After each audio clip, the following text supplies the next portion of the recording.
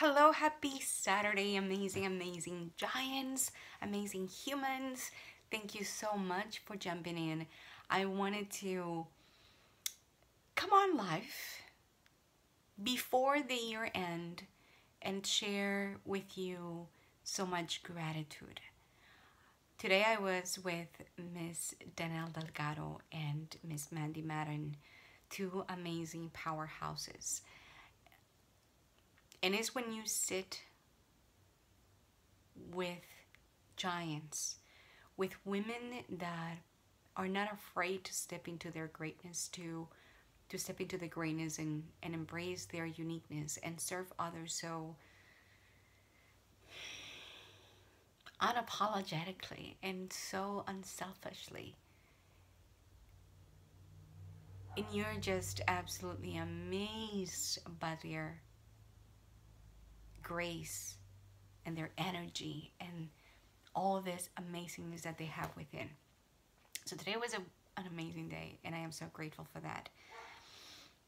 But I'm also grateful for this month because it is the month where my parents turned 70. My dad turned 70 on December 7th, and my mom is going to turn 70 on Christmas Eve.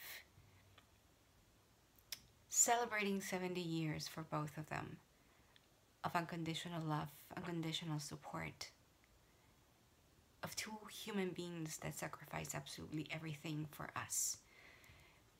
So the only way that I see possible to serve them, to honor their existence, is to be everything and anything I want in my life without stopping myself to think, without feeling that fear, without hesitating, just going all in. That's the only way that I can honor my parents and all the sacrifices that they've made through those amazing, phenomenal 70 years of existence, where they have given it their all for us.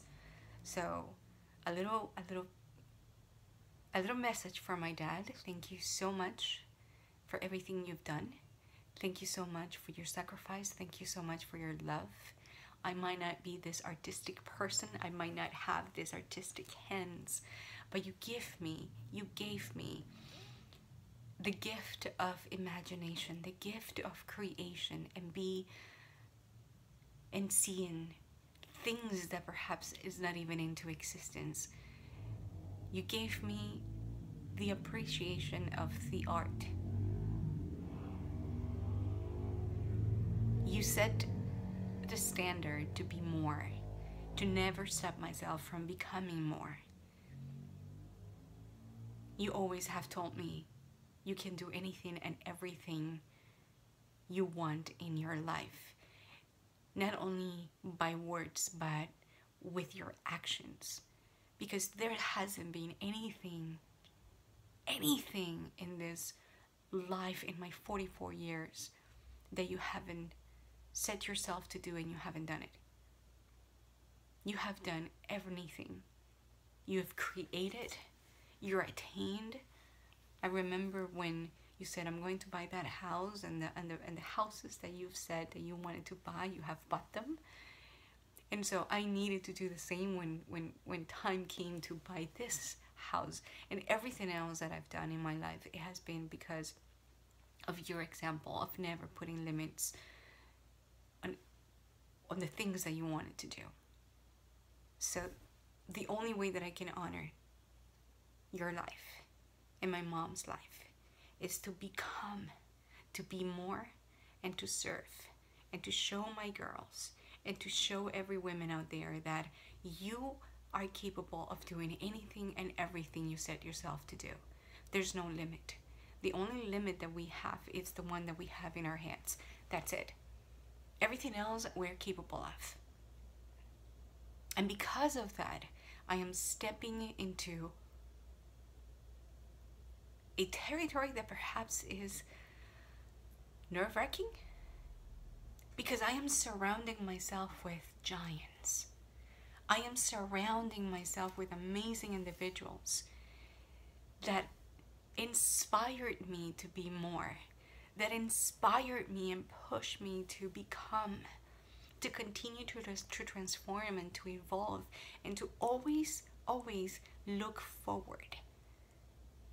Today was an amazing day. Today I had breakfast with Miss Danelle Delgado. I was like, oh my God, I can see her, I can touch her, I can hug her. And that only happens when you believe in oneself. When you get out of your own way and decide to be more, decide to grow, decide to step into your authentic self, and don't hesitate to look back, only to remind yourself of the road that you've traveled and it has taken you this far.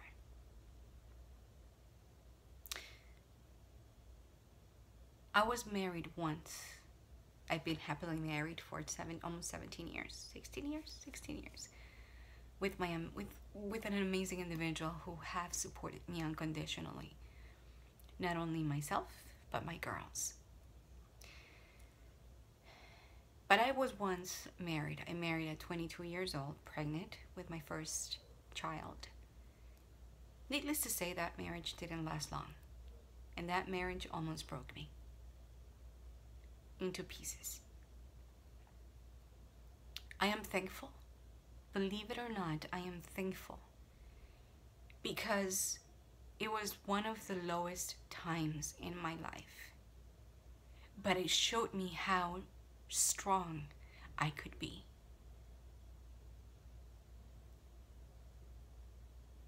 And if you're going through divorce, thinking of divorce, or have already been divorced, trust me, there is a light at the end of the tunnel, and there is a life that you need to embrace, that you can embrace and become anything and everything you want to be. I remember the day I said, I don't want to feel these negative emotions in my life. I don't want to feel them anymore because it hurts. It hurts. Physically, I was hurting. I was hurting mentally. I was hurting emotionally. I was hurting physically. And I could feel the pain. I could feel the pain. And I sat on the edge of my bed. And I said to God, and I said to the universe and my angels and myself, I don't want to feel this anymore. I want peace. But how do you get peace? How do you get to peace, to having peace within yourself? How do you get to joy when you're going through all this emotions? Well, you have to put a mirror in front of you. You need to put a mirror in front of you and say, I deserve more. Every time I would feel something negative, I would imagine a mirror in front of me, because that is the reflection of myself. If you feel frustrated, if I feel anger, envy, if I let my ego speak for myself, that is a reflection of me. I needed to forgive myself, and I needed to forgive him wholeheartedly. And that was the only way that I was able to have an amazing relationship with him afterwards. To this day, 17, 18 years later, my ex-husband stays at my parents' house every time he comes over to see my daughter. And she's already 21. We have sat on a table, my husband, my ex, my parents, my children, all as a family, and we drink wine, and we drink rum, whiskey, whatever is available, and we have a good time. And we laugh, and we have interesting conversations. When we bought this house, he was the one who helped us move, because it happens to be that he was in town visiting my daughter. Just last weekend, my husband, my ex, and I, we were talking about my daughter's future and how we could best support her. How do we got to that? How did we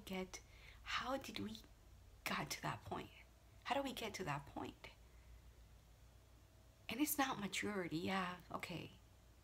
People tell me, you're so mature. It's not maturity. It's love for oneself. It's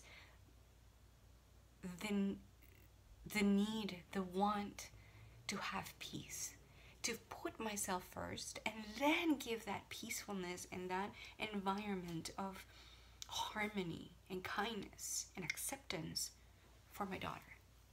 She doesn't know anything else other than knowing that her stepdad, her dad, her stepmom, and myself could sit on a table and talk all night without a problem.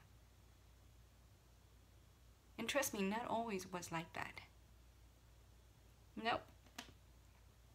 Not always we had agreed on everything. Not always we had seen each other eye to eye. We have disagreements, major ones.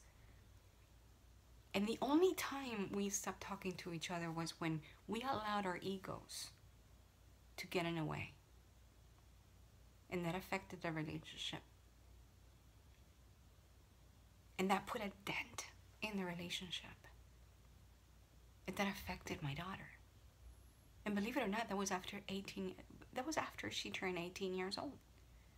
Because during that time where she was little and we needed to communicate, we were always communicating. We were always supporting each other. We were always there for each other when it came for our daughter. How did I do that? I took the expectation out of it. I didn't expect anything from him.